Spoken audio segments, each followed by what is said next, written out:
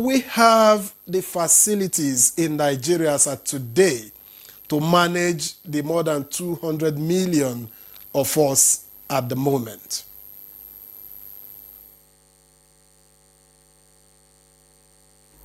I would start from prevention, because right from International Society of Nephrology, our emphasis is on prevention, because we know that prevention is better than cure. If we're able to prevent kidney disease in most of our people, the few that have it, we'll be able to manage them and see them through whatever they need. Outside the prevention, the next thing we talk about is transplant, because that is what is nearest to what a human being has, and that is what is preferred, and that is what will put you back to work in full totality of it. Yes, we have dialysis that we can use, but those do not handle all the functions the kidney handles. I've listened to Professor Liu, who mentioned some of the functions of the kidney, apart from excreting waste, which is what the dialysis will do for you essentially. The kidney also produces hormones that make blood. That is why the patients are very weak when they have kidney disease, because they are not making blood. They don't have hemoglobin that will move on the oxygen that you need to have power. They are also involved in making hormones that make our bones strong. When you have kidney disease, then you have that issue, your bone will be strong. You begin to have bone issues. They also help us to deactivate some of the medications we take, or some of the hormones that are produced in the body, that they don't continue acting. For example, in a patient who has diabetes, the insulin that is produced by the pancreas is supposed to be removed by the kidney at a certain point in time. If it's not removed, it stays there for long. So for a patient who has diabetes, who goes on taking his medication as per how he was taking it before he had kidney disease, will have hypoglycemia, and hypoglycemia is a serious thing. Coming to having the facilities to manage kidney disease in Nigeria, we do have the facilities, but we need more, like Oliver Twist would say.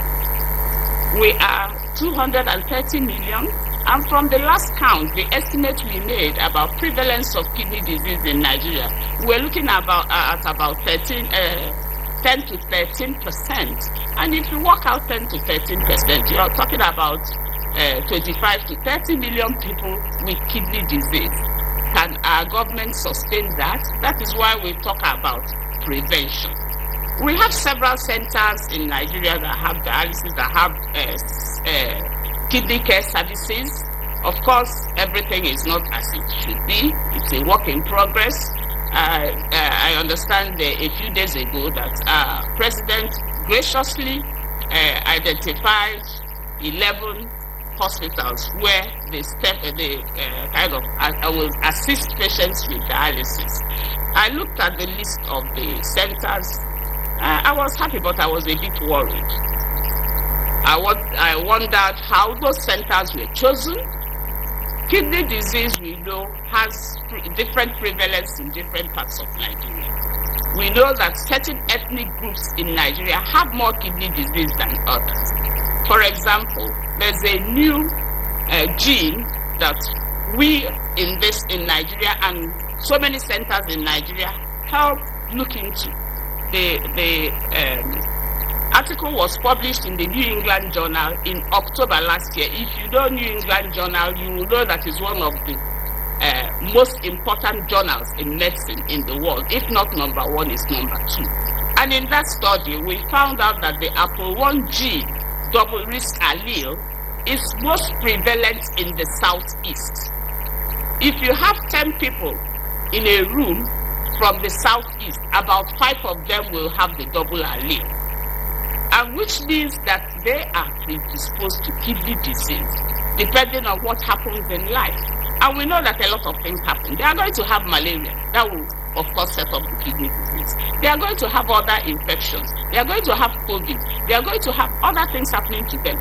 They are going to have drink dirty water and have cholera or have something. So there are so many things that expose them to kidney disease. So my point is that setting those centers that would have reduced, will have the subsidization of dialysis, they should have looked at the prevalence of, consider the prevalence of kidney disease in Nigeria, and then giving centers to the regions appropriately.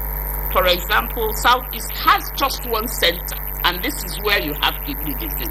So my talk is to please plead with the policymakers, the people that set up our policies, to look into this. And I think they need to do something and tinker with it and do what is needful. Thank you.